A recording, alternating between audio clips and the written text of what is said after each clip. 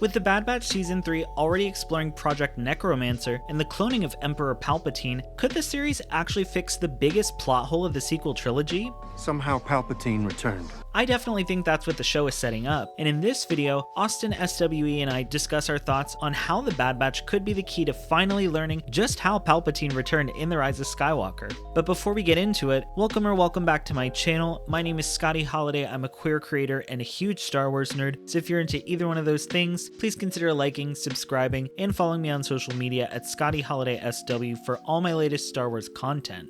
We're not going to get away with talking about these episodes without mentioning somehow Palpatine returned and kind of the lack of explanation in The Rise of Skywalker, how that's kind of dictating the future of Star Wars here, because we've seen with The Mandalorian, they're dealing with cloning, and they're dealing specifically with the cloning of Emperor Palpatine, and Grogu's a part of that. And then in the comics, we're seeing Exegol and how Vader was a part of this whole thing and where he fits into it. And then Kenobi, we're seeing Jedi being preserved after Order 66, your poor favorite character, Terrace Anube. Don't remind me. And then, obviously, the Bad Batch with everything going on Mount Tantus. And it's I want to ask you how you feel about it, because I know I have my thoughts on how this is all kind of affecting Star Wars storytelling, but I want to know what you think. I feel biased because I did not read any of the expanded universe, EU, Legends. Right. I didn't read any of that. So I'm just taking in what I'm given. I do know some of the story elements from the expanded universe, and everybody, so many people want to complain about the whole Mount Tantus, Palpatine being a clone, this leading up to the Rise of Skywalker. People want to complain about that and say oh, they're just trying to fix that movie. But at least what's going on right now at Mount Tantus is pretty similar to what was going on in Legends. Yeah. So I'm if people complain about it and it's just making it relate more to the Rise of Skywalker, they're just never going to be happy. Right. These people are never going to be satisfied. And for me, I love that we got that Project Necromancer name drop in Mando Season 3. And then we get the name confirmed later in the episode. We go into the vault finally, which I was pissed because they teased it in episode 1. And I was really? We don't get to know what's in there. But then when we're in there, we don't even get to see what's in the fucking tube. And I know it's going to be bad because even Palpatine name drops that they're abominations before he leaves to Hemlock, and he's nobody can know about this because they're gonna think they're abominations and they're gonna be terrified. And can we even say that it's Palpatine, or is this Darth Sidious coming to Mount Tantus? It's some sinister shit, and I would be so scared if I was poor Nalase or one of the poor clone doctors that had to be there. Going back to your question, I'm cool with it. I like connected storytelling that enriches the story that's already there. People talk about the Marvelification of Star Wars, and I don't think this is necessarily that same thing. I think this is more just enhancing what's already happened, and that's what I like. I don't love necessarily the connectivity of, say, the Mandoverse to kind of compare it, but I do like that the Bad Batch is now going to make other things that have already happened more enjoyable. Yeah. And make more sense. So then I guess my biggest question for you is, do you think that all of this connective storytelling explaining how Palpatine returned in The Rise of Skywalker can actually save that storyline and make Rise of Skywalker better? My first immediate thought is no. but that's because I don't love that movie. Will it make it better for me because I'll think, oh, here's this little thing that was planted back then? Yes. Do I think the Bad Batch is going to save the sequel trilogy?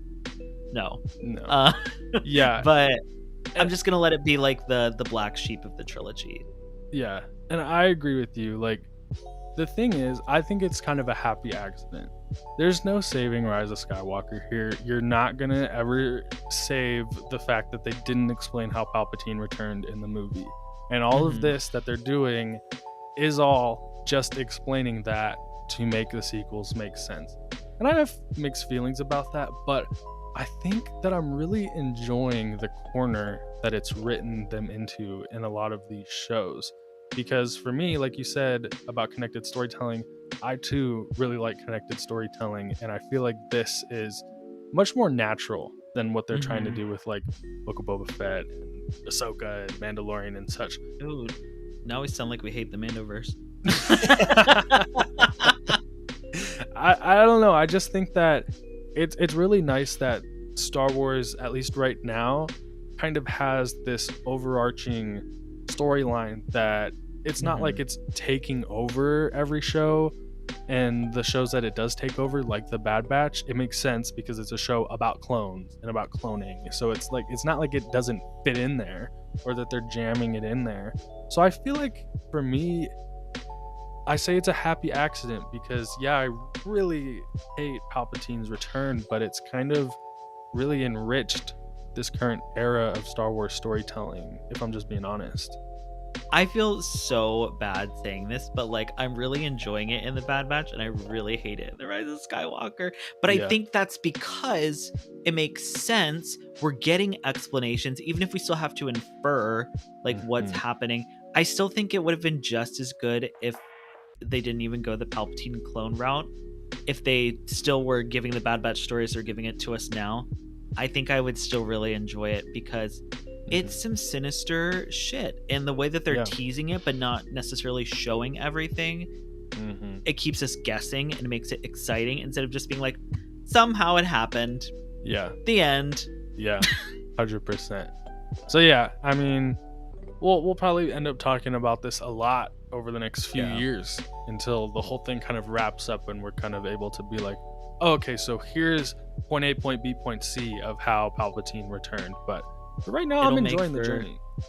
Yeah, and it'll make for a great video essay for you. There we go. How Palpatine is structuring the future of Star Wars.